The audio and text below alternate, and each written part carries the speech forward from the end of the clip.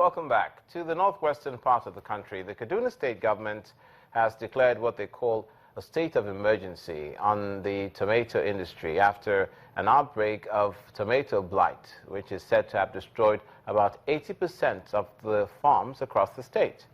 The Commissioner for Agriculture and Forestry, Dr. Manzo Megari, told journalists that the disease is largely responsible for the scarcity of tomatoes in the country. It is no doubt the tomato blight, which is caused by an insect called leaf miner. Scientifically, it is called Tuta absoluta, and what it does is to eat up all the tomato leaves and all the soft parts. Unfortunately for us, this infestation happened last year on a smaller scale, but it was not documented, and when we came, we didn't know about it until it hit us hard. Good enough, immediately the governor was briefed. He dispatched a team of officials to Kenya to go and seek for intervention, because we have it on authority that there is an extract of a plant that is effective against the developing stages of this moth. Unfortunately for us, the adults are not susceptible to any chemical. If you spray them within 3 hours, they develop resistance to that chemical. So it's a very serious issue we are dealing with, and we have had to declare a state of emergency. And that's why the price of tomatoes have gone up.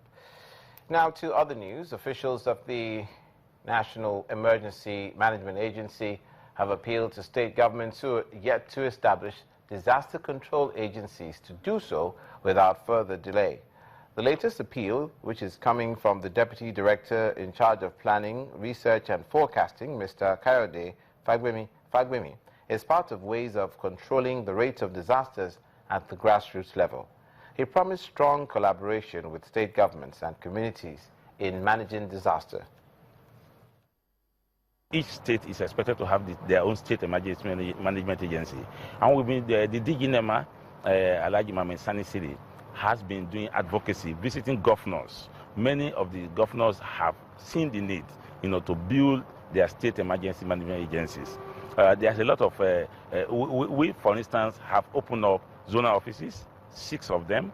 We also have operational offices. And even in the northeast, we have offices in Adamawa, we have in Gombe, we have in Yobe, we have in Borno, that's Maduguri. So we have offices here to interface with the state government. We have a lot of areas we're interfacing. And if you see the meeting we have today, we have state emergency management agencies here.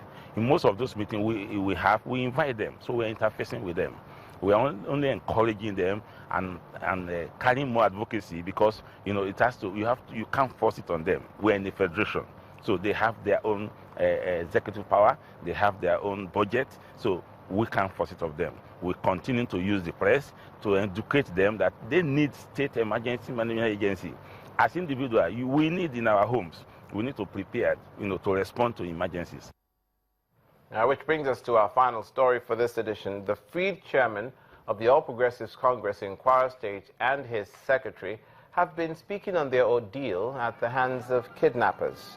The 2 men were received by the state governor, Abdul Fattah Ahmed, and the emir of Ilorin, Alhaji Ibrahim Sulugambari, amidst smiles and exchanged banter.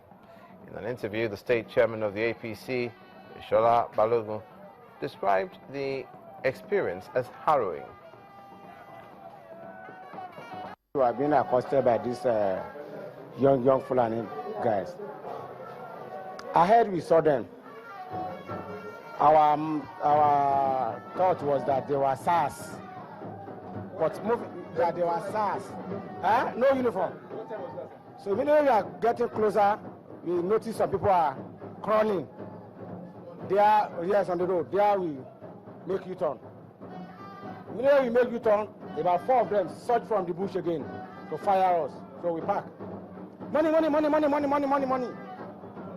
We dole out everything with us. So it's then they now say, we now prostrated and looked at it. I said, no, stand up. Be running. So we had enter the bush. I don't have anything. They put gun on my head. I said, enter the bush. That is how they were pushing us from the back. With speed. We ran for about 30 minutes, non-stop, inside the bush. Before they ran, with foot. They didn't shoot anyone. At a particular time, they relaxed. They talk in their language. They say, oh yeah, move again. We are now trekking. At a point, they now say we are kidnappers. It's a very terrifying ordeal. Thank goodness that it ended with the release of the kidnapped. And thank you for watching this edition of News Across Nigeria. I'm Olumide Macaulay. See you again.